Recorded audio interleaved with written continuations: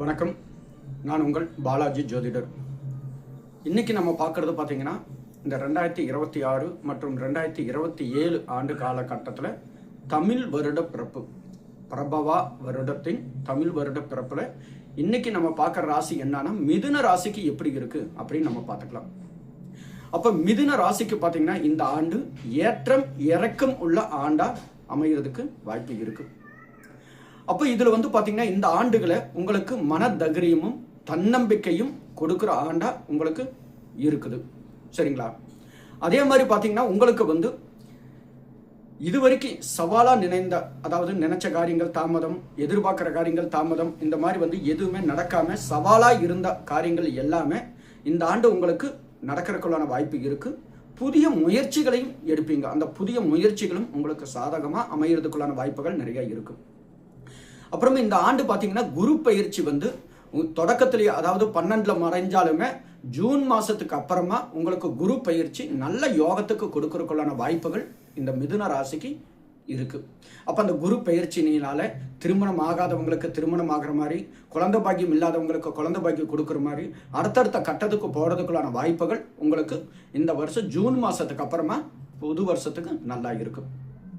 அடுத்தது பார்த்தீங்கன்னா உங்களுக்கு ராகு கேதுவோட 10ஆம் வீட்டில் இருக்கிறதுனால அப்போ உங்களுக்கு இந்த ராகு கேதுவோட சஞ்சாரங்கள் முன்னேற்றத்தையும் திடீர் யோகத்தையும் உங்களுக்கு கொடுக்குற ஆண்டாக இருக்குது. சரிங்களா?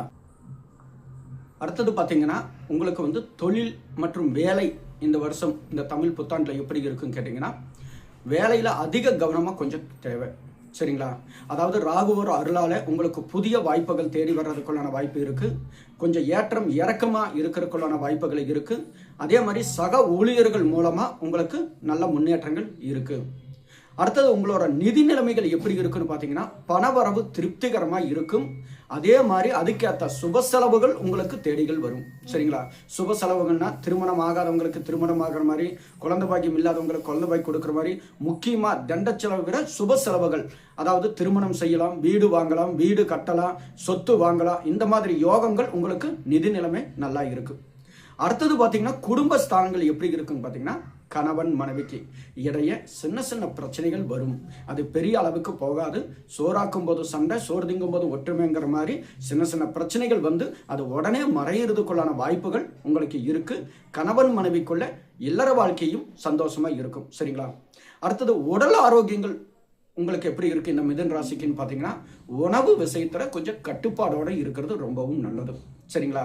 அதாவது முக்கியமா இந்த உஷ்ணம் சம்பந்தப்பட்ட உணவு விஷயங்கள்ல கொஞ்சம் தடை பண்ணுங்க, நல்லா இருக்கும். சரிங்களா? அடுத்தது உங்களுக்கு முக்கியமா மாணவர்களுக்கு எப்படி இருக்கு அப்படின்னு பார்த்தீங்கன்னா இந்த கல்வியில கொஞ்சம் கூடுதல் கவனம் கண்டிப்பா மாணவர்களுக்கு வேணும். சரிங்களா? உயர்கல்வி படிக்கிறவங்களா இருந்தாலும் சரி, ஆரம்ப கல்வி படிக்கிறவங்களா இருந்தாலும் சரி, இந்த மிதுன ராசி நேயர்கள் பார்த்தீங்கன்னா மாணவர்களுக்கு கொஞ்சம் அக்கறை தேவை. ஏன்னா அப்பதான் நல்ல மதிப்பெண்கள், நல்ல முன்னேற்றங்கள். முக்கியமா சக நண்பர்களிடம் இருந்து கொஞ்சம் விலகி இருக்கிறது ரொம்பவும் நல்லது. சரிங்களா? அதே மாதிரி காலேஜ் இந்த மாதிரி உயர்கல்வி முடிச்சவங்களுக்கு வெளியூர் வெளிநாடு போகிற யோகம் இருக்கு. வெளியூர் வெளிநாடு வேலை கிடைக்கிறதுக்குள்ளான வாய்ப்பும் மாணவர்களுக்கு நல்லா இருக்கு.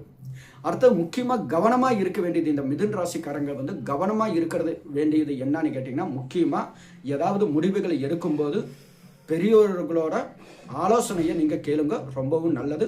முக்கியமா உங்களுக்கு யாருக்குமே நீங்க ஜாமீன் போடாம இருக்கணும். புரியுதுங்களா? ஜாமீன் கையெழுத்தும் போடாம இருக்கணும். இந்த ரெண்டுல எது செஞ்சாலுமே உங்களுக்கு எதிர்காலத்துல பிரச்சனை வர்றதுக்கு வாய்ப்பு இருக்கு. சரிங்களா? அப்ப இந்த மிதுன ராசிக்கு இந்த புத்தாண்டுல கொஞ்சம் நல்ல முன்னேற்றமா இருக்கணும்னா சில தெய்வ வழிமுறைகளும் நீங்க செய்யுங்க. எப்படின்னா வியாழக்கிழமை தோறுமே தட்சிணாமூர்த்திக்கு மலர்களால மஞ்சளால கொஞ்சம் பூஜைகள் செய்யும் போது நல்லா இருக்கும். அடுத்தது சனிக்கிழமை பார்த்தீங்கன்னா ஆஞ்சநேயருக்கு வழிபாடுகள் செய்யுங்க. உங்களால வசதி இருந்தா அன்னதானங்கள் கொடுங்க, கண்டிப்பா உங்களுக்கு நல்லது. சரிங்களா?